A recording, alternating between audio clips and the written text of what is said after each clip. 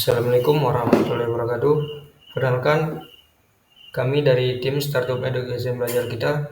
Saya yang bernama Marwa Isra Padang dengan NIM 230705192. Dan saya Muhammad Al-Muwarisin dengan NIM 230705183. Dalam video ini, kami akan menjelaskan tentang rencana keuangan dan analisis profitabilitas dari startup kami yang berfokus di bidang pendidikan digital.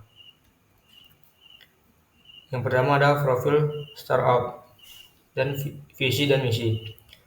Belajar kita hadir untuk memberikan cara belajar yang praktis, fleksibel, dan menyenangkan bagi pelajar SMP dan SMA.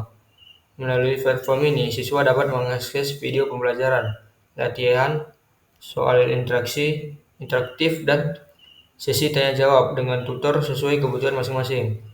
Visi kami adalah membantu siswa Indonesia belajar dengan lebih efisien dimanapun dan kapanpun. Sedangkan misinya adalah menghadirkan layanan edukasi yang terjangkau, berkualitas, dan mudah diakses oleh semua kalangan. Sedangkan pendekatan bootstrapping, belajar kita dijalankan dengan modal terbatas sebesar 100 juta rupiah tanpa dukungan investor eksternal. Dengan tim kecil yang terdiri dari pengembang, desainer, dan pengelola konten, kami berusaha menjalankan bisnis ini secara efisien. Semua kegiatan dilakukan dengan prinsip hemat biaya namun tetap produktif. Kemudian ada model bisnis dan asumsi dasar. Model bisnis kami berbasis langganan bulanan dengan biaya 100.000 per siswa dan per bulan. Produk yang kami tawarkan adalah kursus online interaktif bagi siswa SMP dan SMA. Kami menargetkan 50 siswa di bulan pertama dengan pertumbuhan pengguna sekitar 10% setiap bulan. Selanjutnya ada struktur biaya operasional. Untuk operasional bulanan, kami memiliki beberapa komponen biaya. Yang pertama ada server dan domain sebesar 20 juta rupiah. Sebesar 2 juta rupiah. Yang kedua ada gaji tim inti 3 orang sebesar 18 juta rupiah. Yang ketiga ada pemasaran digital sebesar 3 juta rupiah. Dan yang terakhir ada biaya lain-lain sebesar 1 juta rupiah. Total biaya tetap per bulan sekitar 24 juta rupiah. Ditambah biaya variabel sebesar 5.000 per siswa untuk komisi tutor dan utilitas. Selanjutnya ada proyeksi pendapatan dalam 12 bulan. Dengan pertumbuhan pengguna 10% setiap bulan, pendapatan kami juga meningkat secara bertahap. Total pendapatan selama 1 tahun pertama diperkirakan mencapai 107,7 juta rupiah. Ini menunjukkan tren pertumbuhan yang positif dan konsisten, meskipun startup masih berada di fase awal. Terus ada break-even point atau BEP. Dari hasil analisis, titik impas atau BEP akan tercapai ketika pendapatan mampu menutupi total biaya operasional dengan biaya tetap 24 juta per bulan dan margin sekitar Rp95.000 per siswa. Kami membutuhkan sekitar 250 siswa aktif untuk mencapai BEP.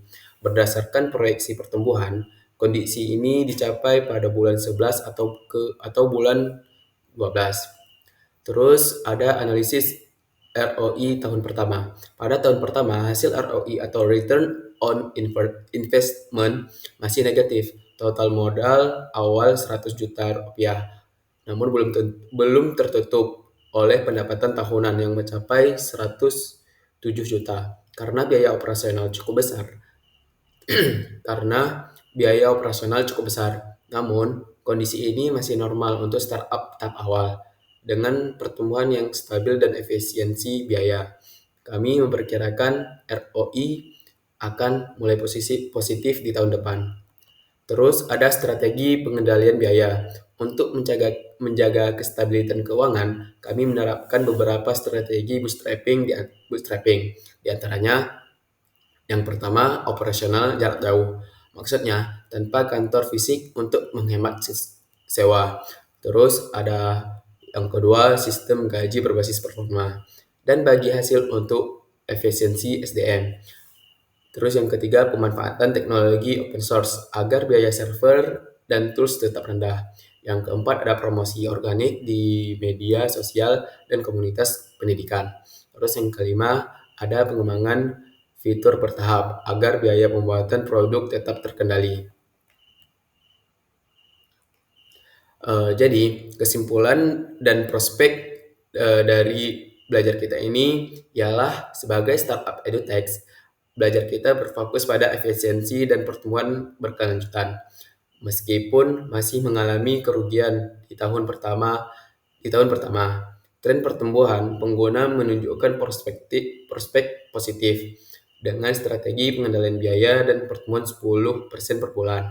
Belajar kita berpeluang mencapai profitabilitas di tahun kedua. Kami percaya bahwa melalui dedikasi dan inovasi, belajar kita dapat menjadi platform pembelajaran digital andalan bagi pelajar Indonesia.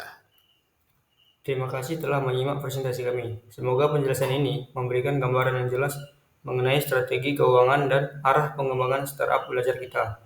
Sampai jumpa di video selanjutnya. Assalamualaikum warahmatullahi wabarakatuh.